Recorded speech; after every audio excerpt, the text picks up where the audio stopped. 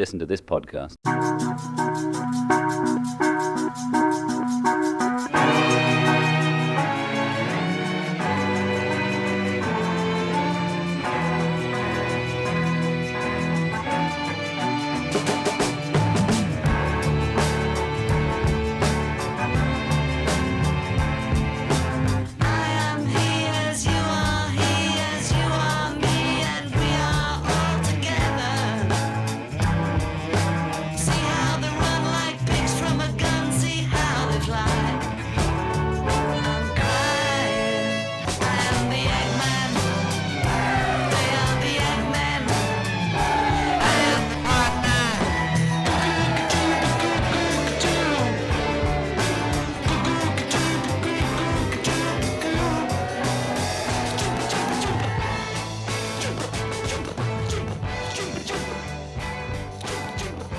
Hello, and welcome to I Am The Podman, a Beatles podcast review. As you may have guessed, I am the Podman. No, you're not, said little Nicola. I Am The Podman will take a magical look at podcasts about the Beatles and review them for accuracy, production value, and entertainment value, and then answer the question, is this podcast worth listening to? As always, I'm recording in studio number 2 at Shabby Road Studios. Number 2, number 2, number 2. Which when turned back to front, sounds suspiciously like, "Turn me on, Podman. Turn me on, Podman. Turn me on, Podman." And yes, I know that would sound much better in stereo, but George Martin insists that the podcast be in mono. Thank you for listening, and please don't forget to like and subscribe, preferably before you listen to the show. Thanks again for listening. A splendid time is guaranteed for all. Episode 5. 5-Piece in a Pod, 2024.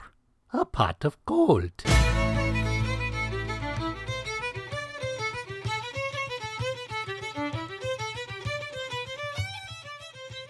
The Beatles news keeps coming at the speed of light.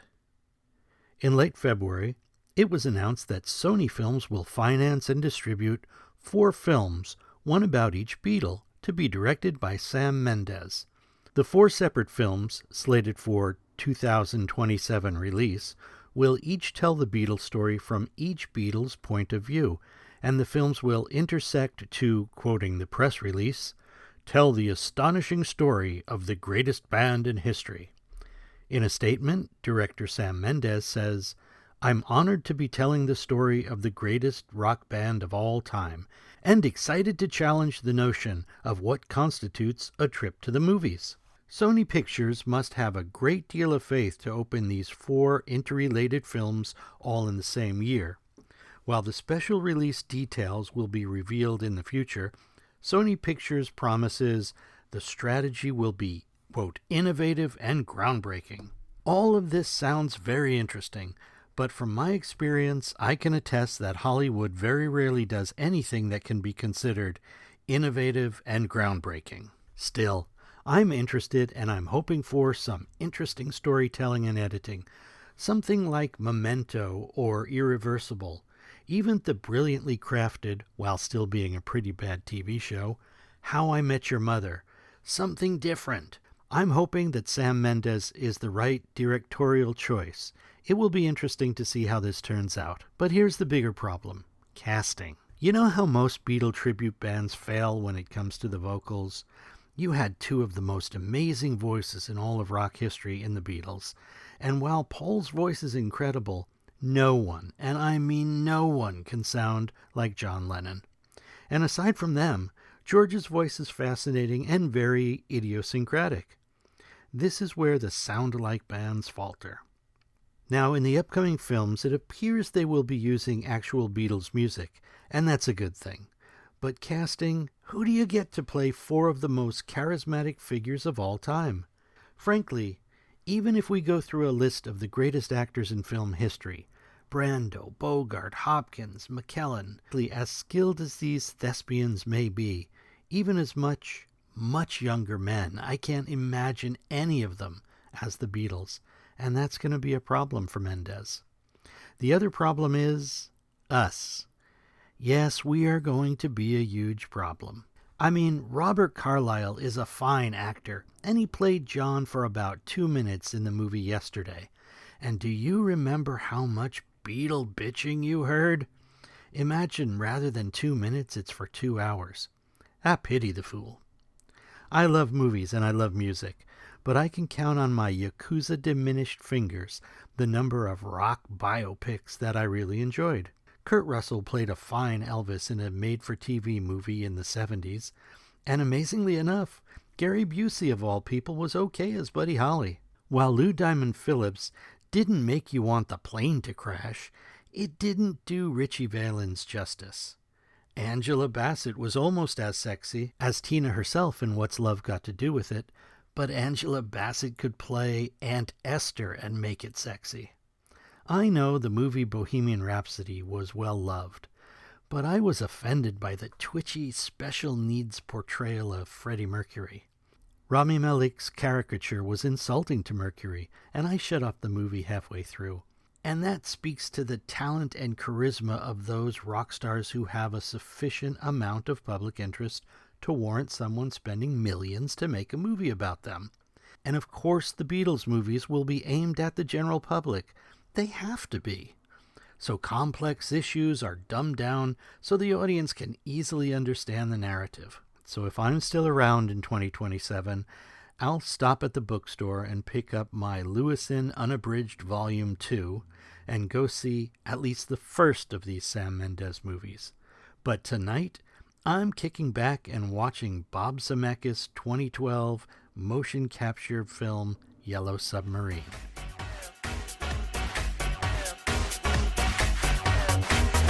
And our friends are all aboard. Many more of them live next door. And the band begins to play.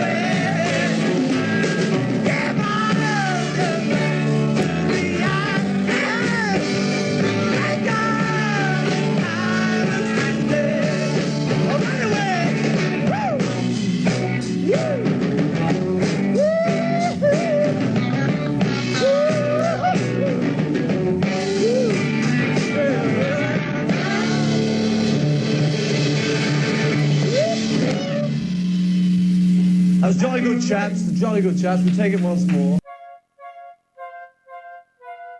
Welcome to I Am The Podman, a Beatles podcast review. Everybody thinks they know about the Podman, but how much do we really know? Probably not as much as we think we do.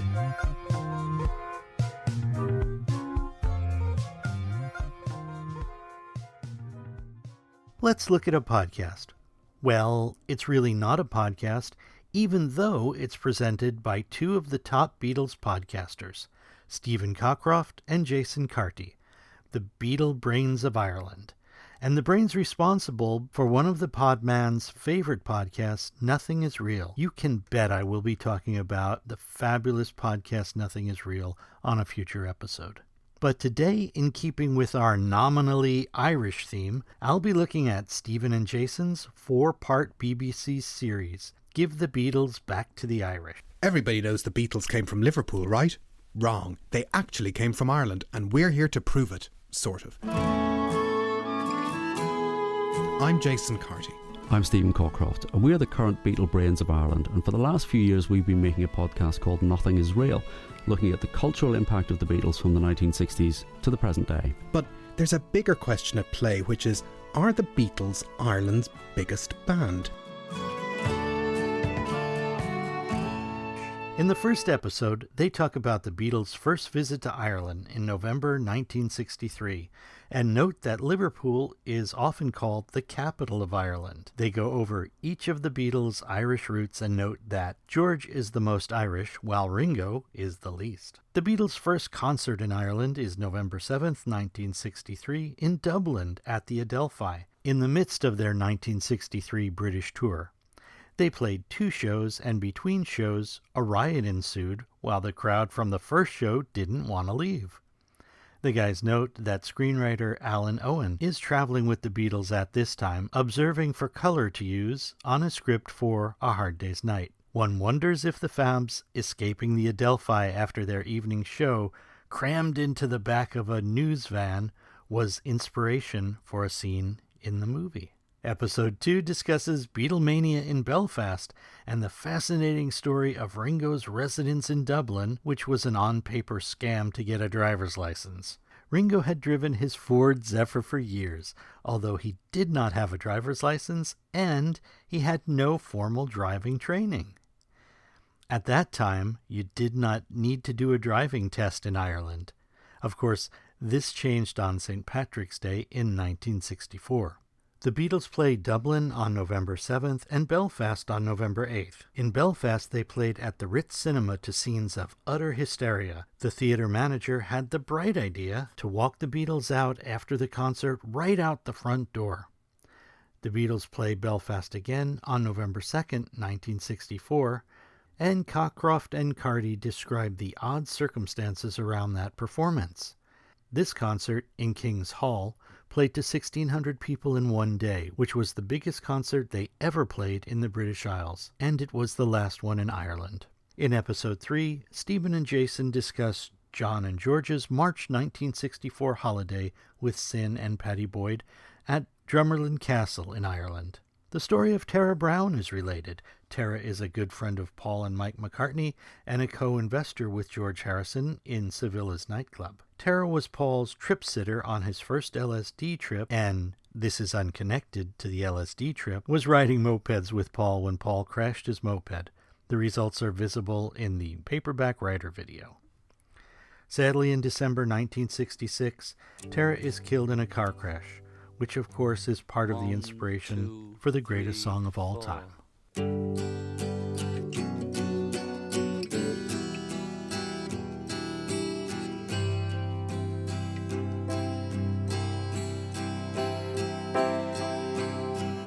I read the news today, oh boy, about a lucky man who made the grade. And though the news was rather sad,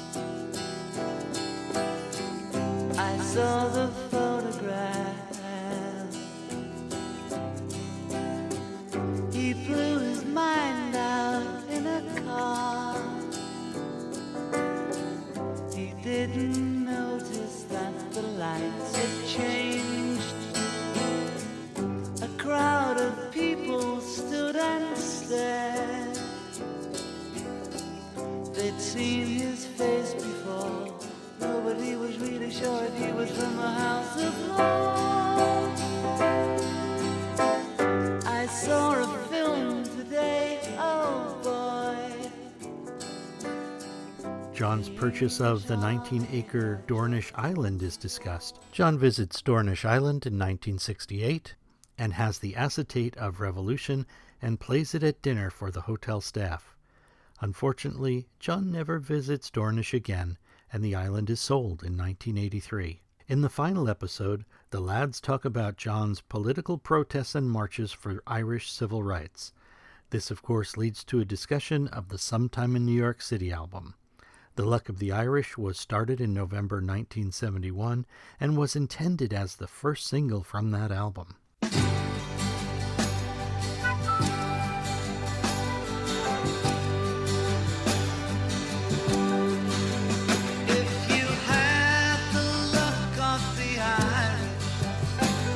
Sorry and wish you were dead.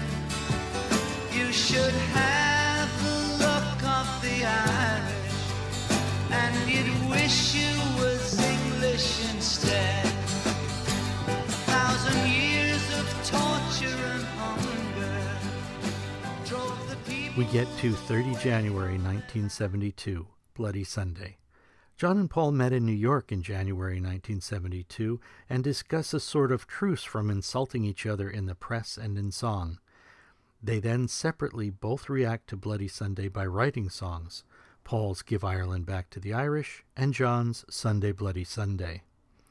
Stephen and Jason compare the two songs, pointing out that Paul's first line, "Great Britain, you are tremendous," while John's contains the line, "You Anglo pigs and Scotties sent to colonize the North, you wave your bloody Union Jacks and you know what it's worth." And my 2 pence, I think this is an interesting commentary on the weaknesses that are exposed when John and Paul are not working together and able to use each other as sounding boards. We then hear that George wrote Sunshine Life for Me, Sail Away Raymond, while he and Paddy were staying at Castle Martin in County Kildare. The trip came shortly after the High Court in London had ruled in Paul's favor against the other 3 Beatles, thus placing Apple Records into receivership. The Raymond of the song is an attorney hired by Alan Klein to represent the original Threedles to defend against Paul's suit. George's assessment of Raymond's legal skill appears to instruct him to sail away. While George says he intended the song to be an Irish ditty, Ringo's version recorded with the band for his Ringo album in 1973 is pure foot-stompin' country. Paul gets married, Ringo's all-star band plays a concert, and in 2023, Paul plays in Dublin. They talk about Paul's book, The Lyrics, and Irish poet Paul Muldoon, who interviewed Paul McCartney for the book, and subsequently those recordings are currently being used as a podcast. But I will never talk about that podcast unless you keep listening to this episode. So is this 4-part series worth your time? Obviously it is. Stephen Cockcroft and Jason Carty have one of the best podcasts about the Fabs, Nothing Is Real, and their friendly, warm, dare I say, Irish personalities, coupled with fantastic research and a wonderful wit, make Nothing Is Real as well as Give the Beatles Back to Ireland a must-listen. They follow up this series, by the way, with an episode entitled Give Kate Bush Back to the Irish, so the hits keep coming. So this March 17th, pour yourself a nice Irish beverage and relax in your greenest attire and enjoy Give the Beatles Back to the Irish.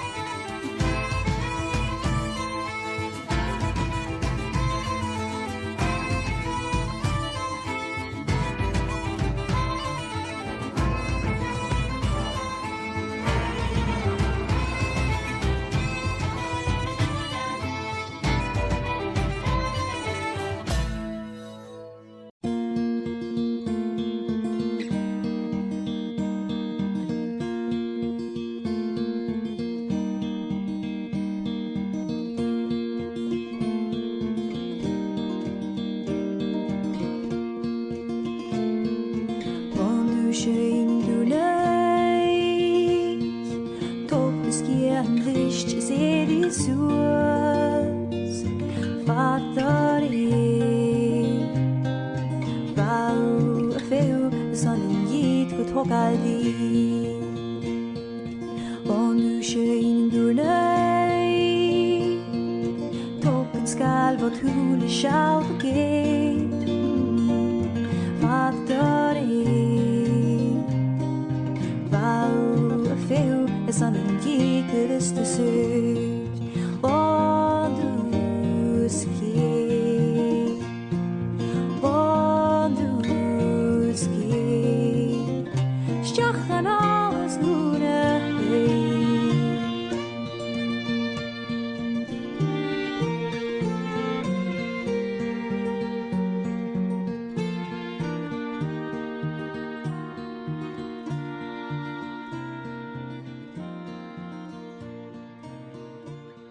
Here's a little section I like to call Media City. Well,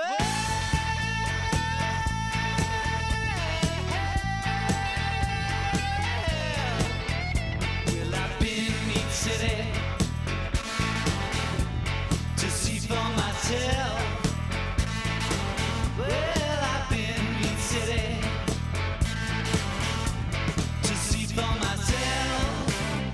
Been Meat City.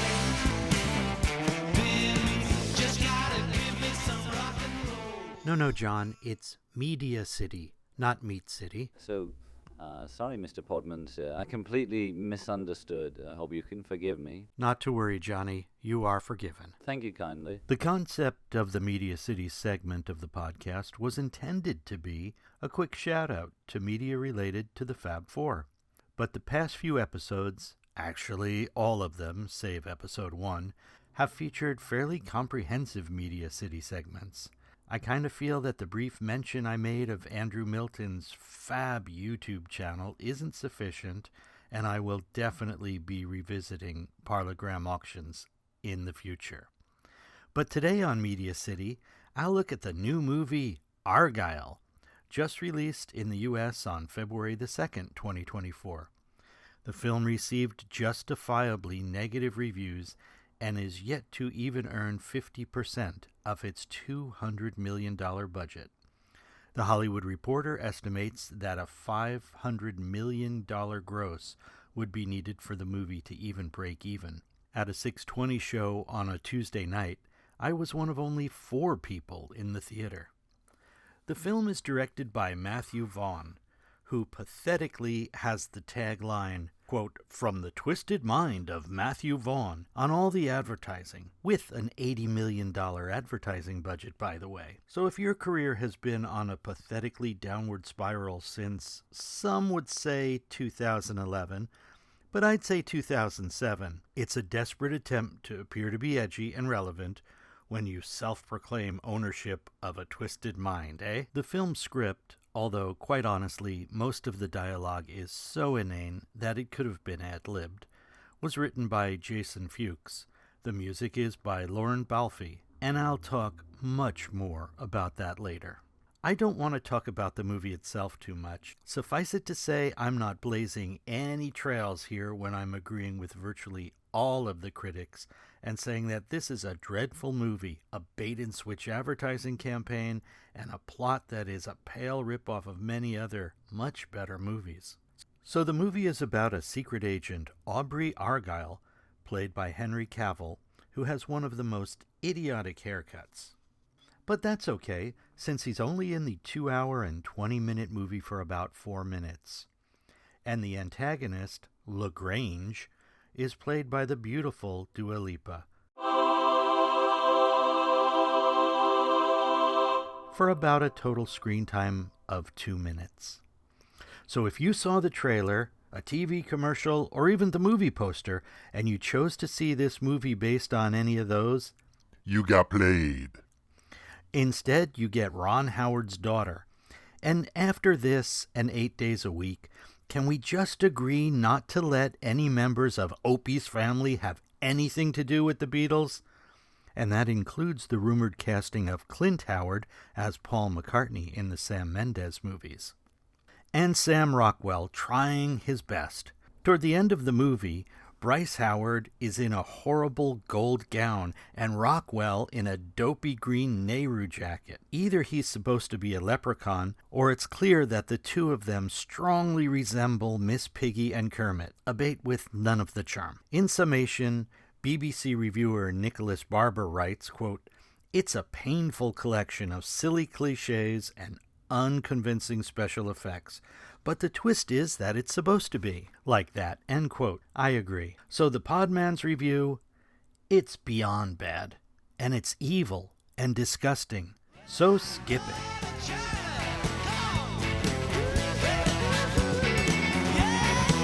Wait. Did I just say evil and disgusting? Bad, yes, even horrible. But evil and disgusting? Well, that's where, unfortunately, the Beatles come in. And rest assured, I wouldn't waste the breath on this rubbish, except for the inclusion of the Beatles in this dumpster fire. Apparently the director, Matthew Vaughn, a director who of late seems to only direct what Mel Brooks would call men in tights movies, is dear friends with a certain Giles Martin. Well, let's let the kiddie movie director tell the story. I'm friends with Giles Martin, who produced the song, and I was with Giles about a year and a half ago. I was like, Giles, I'm struggling finding a song, a love song that has pathos but hope. Most songs are either, love songs are either really sad or really happy. They don't really do both.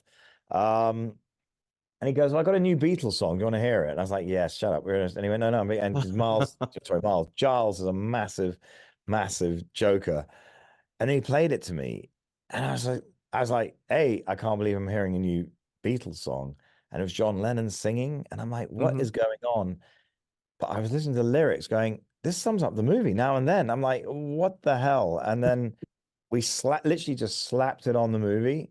We didn't have to re-edit a single scene. It was written for the movie, and then we orchestrated it just for the hell of it. Because and then that was like, I was like, oh, we're done. This is unbelievable. And then had to get permission, which was an absolute joy to meet Sir Paul McCartney and speak to all the other members of the Beatles and the members of the Beatles family who sadly are no longer with us. And what an honor that I got to. If somebody had said to me, you will end up getting to work with the Beatles on their last ever song in your film, I would have said, you're out of your mind. So it was a privilege and an honor. And I feel blessed and extremely lucky that happened. So Now and Then, the last song ever by the greatest band of all time. A song that many of us feel is John Lennon's ode to his former band, his brothers. A song that's lyrics contain the last words that John Lennon ever spoke to his soulmate and brother, Paul McCartney. Make its first appearance in Argylle when a fat cat lady is listening to it while spending the night alone with her cat. So misused in this context gives the song the connotation of being about a crazy cat woman. What follows is frequent snippets of Now and Then, here and there. Some may, and I emphasize may be, a slightly different mix. Perhaps it's just my unfamiliarity with the Atmos mix, that are shoehorned in, frankly haphazardly, and several orchestral versions that were orchestrated by the movie's soundtrack composer. And by the way, I am being consciously pejorative by using the term movie rather than film. A fellow named Lauren Balfe, listening to his I've got an orchestra but I'm not sure how it works orchestrations, make me wonder why Matthew Vaughn didn't just use his buddy Giles Martin's orchestrations. Let's listen to Lauren Balfe explain his use of the music, and then we'll hear from Giles Martin, or Miles Martin, as Matthew Vaughn calls his dear friend. There's a great new element to the film, which is the Beatles song, which doesn't happen every day. But we've been able to incorporate that into the score. So you will be hearing it coming as source, but also we've actually started using it as her main theme that comes in and out during certain sequences to remind her of her past. I think that when you first hear the song, there's so much that connects the DNA to the Beatles that when you start hearing it, you feel already a connection to it.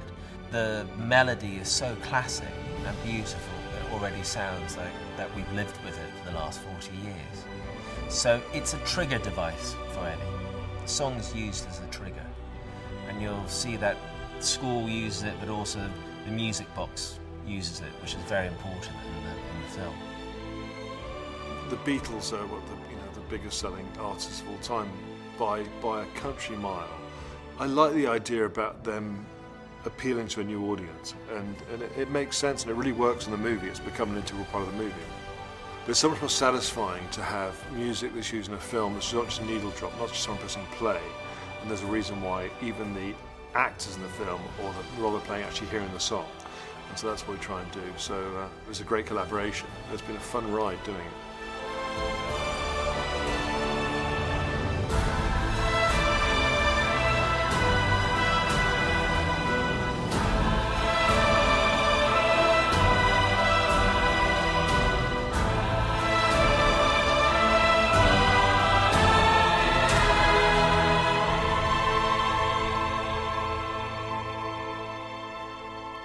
Then we get to the scene that I found incredibly offensive. It's revealed that the main character's supposed parents are actually the head of an evil organization and a psychologist from an MK Ultra-like organization, and they have programmed the main character using a music box that plays John Lennon's composition Now and Then.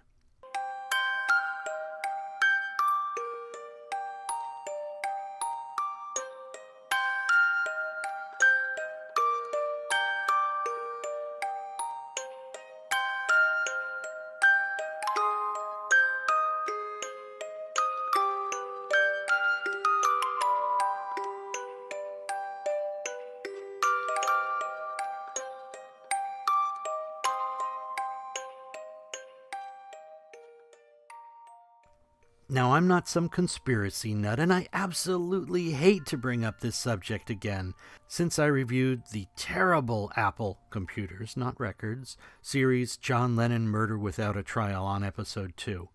And when it comes to that event, I frankly hate talking about it, but it can't be ignored as it pertains to this movie.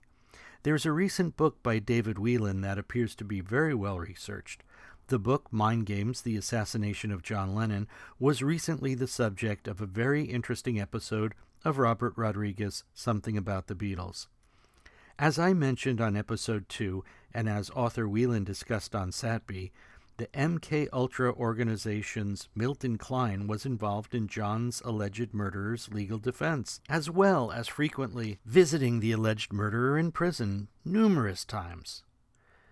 This Dr. Klein, and in addition to Opie's family, the Howards, perhaps we should also keep anyone named Klein away from the Beatles. Anyway, this Dr. Klein bragged in a 1979 TV interview that he could use hypnosis to create a Manchurian candidate, and that's not a candidate that's taken millions of dollars from China, who could be triggered by some conditioned stimulus to commit murder.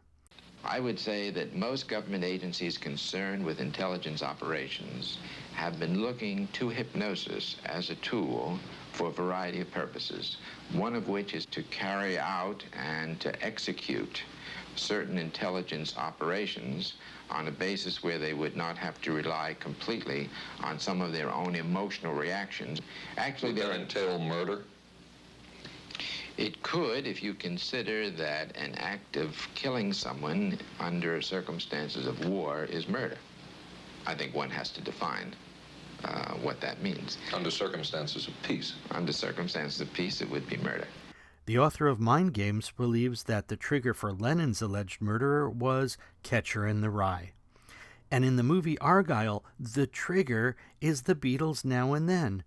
It's really inconceivable how no one, and I keep using that word, and I really don't know what it means, but it is really inconceivable that no one at Apple Jeff Jones, Paul McCartney, Ringo Starr, Donny Harrison, Giles Martin, and perhaps most shockingly, Sean Lennon, saw or questioned the abominable irony in this. While Now and Then is played several more times throughout the movie, at one point the characters refer to it as being their song from 5 years earlier. It is once again used as a trigger for the main character to go into a trance-like state in which she attempts to kill her partner, and while this mayhem ensues, we hear the Beatles' last song played over the ultraviolence. One wonders if anyone at Apple Records would have objected if we had heard the inner voice saying, "Do it, do it, do it," while she tried to murder her partner. I'm aghast that Apple et al. Allowed this. Could it be that Zappa was right all along and they're only in it for the money? I may be overreacting here, but this music and that song mean a great deal to me. And I'm guessing if you're bothering to waste your time listening to this podcast, it means a great deal to you as well. Some will say that it's not worth getting upset. It's just a really, really, really, really bad, horribly acted, horribly directed, horribly scored crap of a movie with laughable special effects and a 7th grade quality script, so it's not even worth getting upset over. And frankly, I could care less about a $200 million flop directed by a director on the fast slope down, but I do care about the Beatles, and this movie does tarnish the legacy more than any of us would like.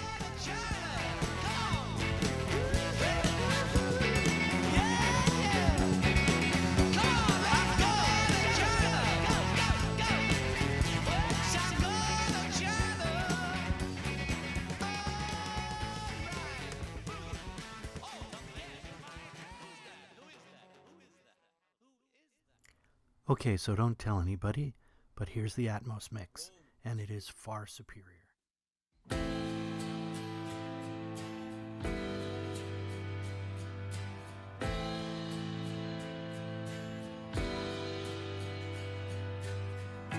I know it's true. It's all because of you. And if I make it through, it's all because of you.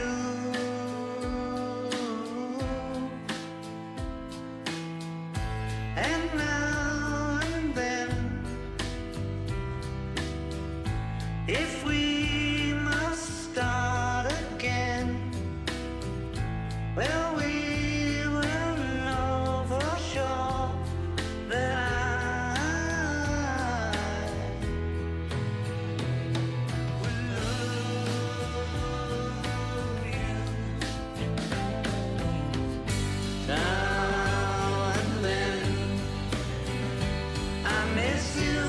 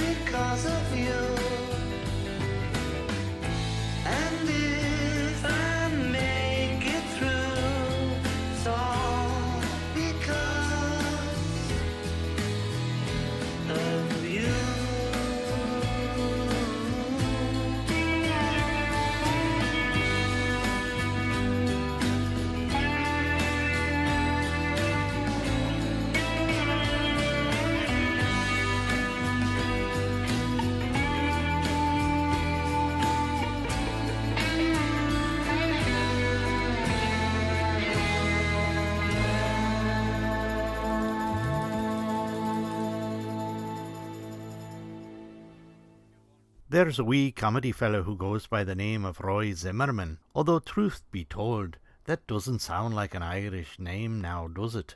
I knew a Zimmerman from Minnesota, but I don't think they're kin. Anyway, this fella Roy Zimmerman asks a mighty important question. Let's hear him out.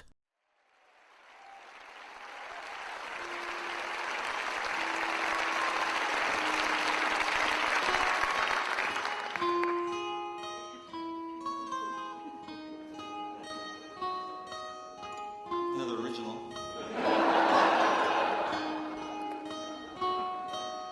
I know for me that there's one question that remains unanswered. My question is, what if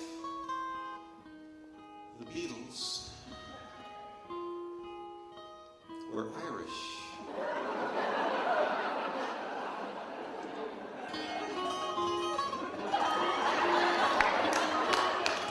Picture yourself in a boat on a river with tangerine trees and marmalade skies.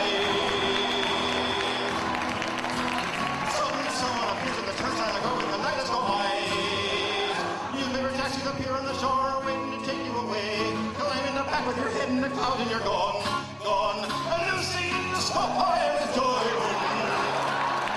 A new scene in the sky high with joy. A new scene in the sky high with joy.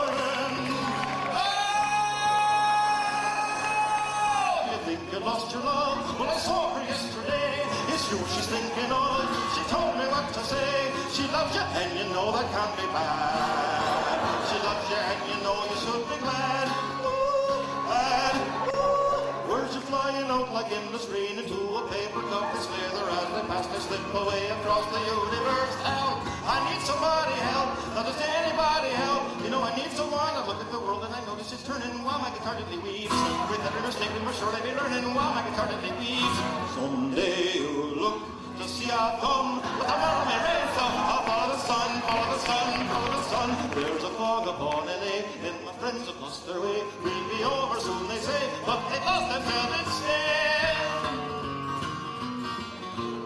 We shall ma belle Sunday morning bell.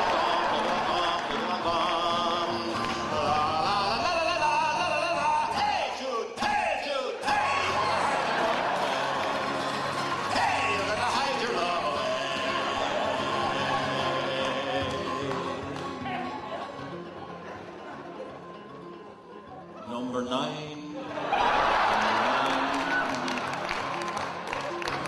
All the lonely people, where do they all belong? All the lonely people, where do they all come from? Dublin. Picture yourself in a train at a station with plasticine quarters with looking glass ties.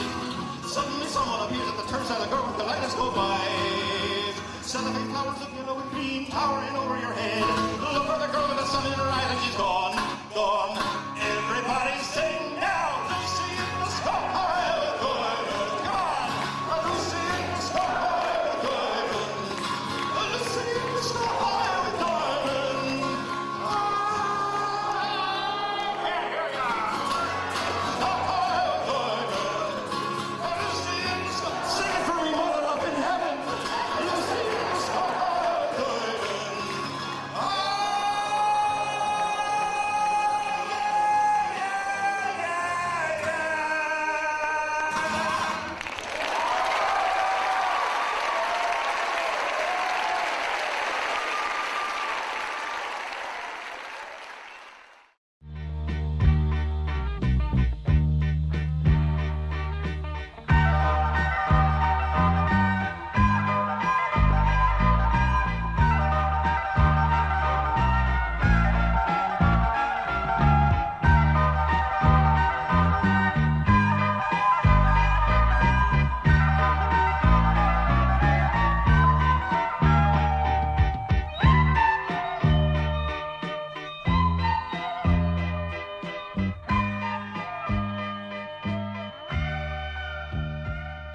Paul McCartney, A Life in Lyrics, is a podcast utilizing the sessions between Paul and Paul Muldoon, henceforth referred to simply as Muldoon, recorded for the book McCartney, the Lyrics, published in 2021, and unfortunately again in 2023, which strikes me as the genesis of this podcast. I'm Paul Muldoon, a poet, a lover of the lyric poem and the song lyric.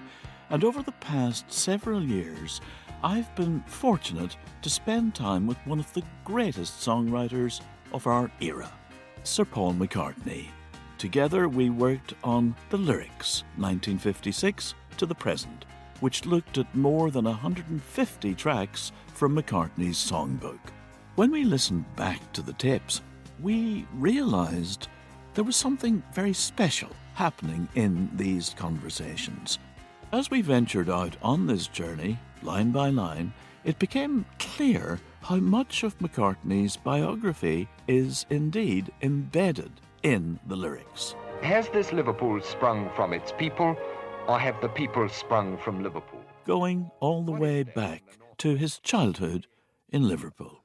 It was like going back to an old Snapshot album, looking back on work I hadn't thought much about for quite a few years. This is McCartney, A Life in Lyrics, a masterclass, a memoir, and an improvised journey with one of the most iconic figures in popular music.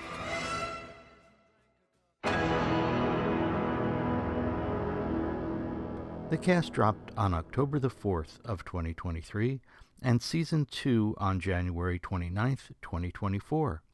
In keeping with the very loose theme, of course, I'll be looking at an episode that will be available on April the 3rd, 2024. Give Ireland Back to the Irish.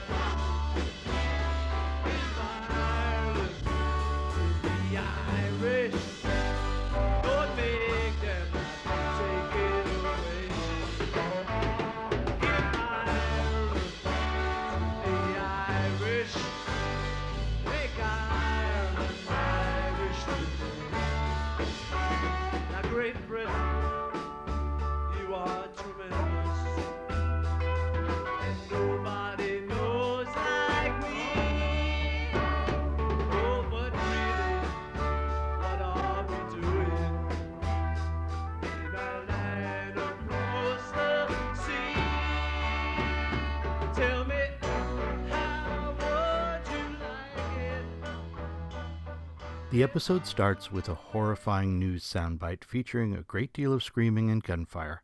Muldoon, who is Irish, gives a brief history of the Troubles, as it's called to this day. On Sunday, January 30th, 1972, British paratroopers shot 26 people who were holding a protest in the Northern Ireland city of Derry. Muldoon called it a peaceful protest, a phrase that sounds like a good war to these ears. A total of 14 people died, and not a soldier boy was bleeding when they nailed the coffin lids. Paul readily admits that he's not a protest songwriter, and some of his subsequent protest songs do confirm this. Paul says he once wrote a song called Angry, but it wasn't angry. I think it kind of sounds like Cheech and Chong's Earache My Eye.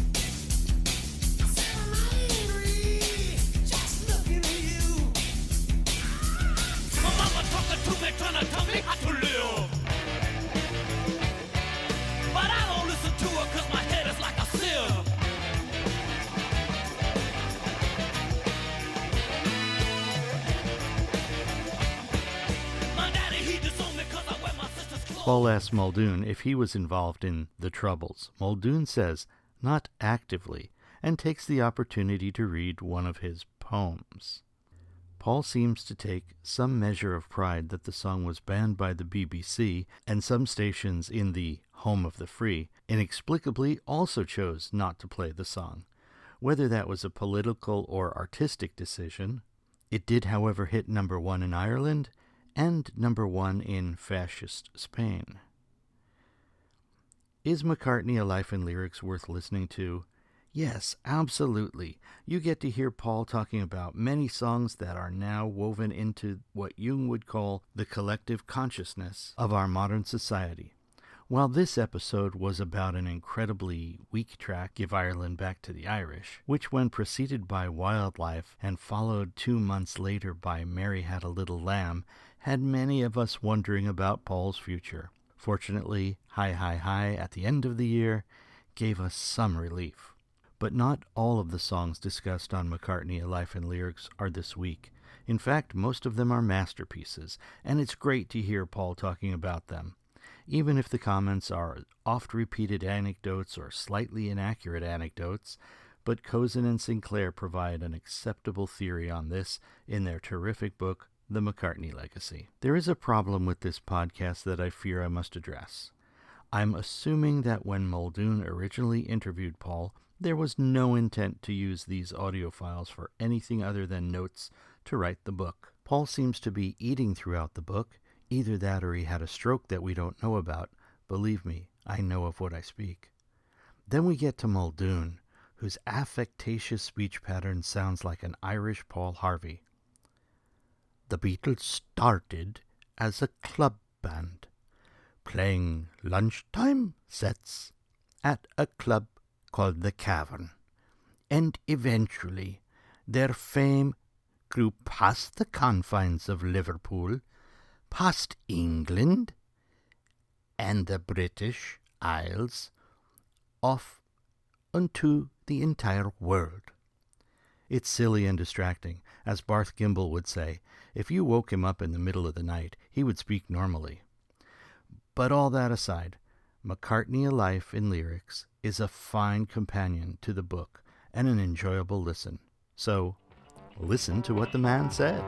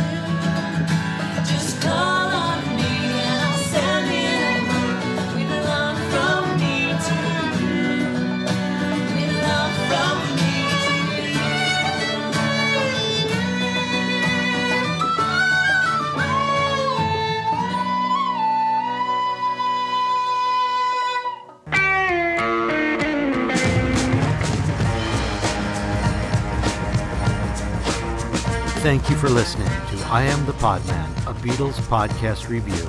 I hope you have enjoyed the show. Please remember to like and subscribe. If you have a Beatles-related podcast that you would like me to review, please feel free to email me at iamthepodman@gmail.com.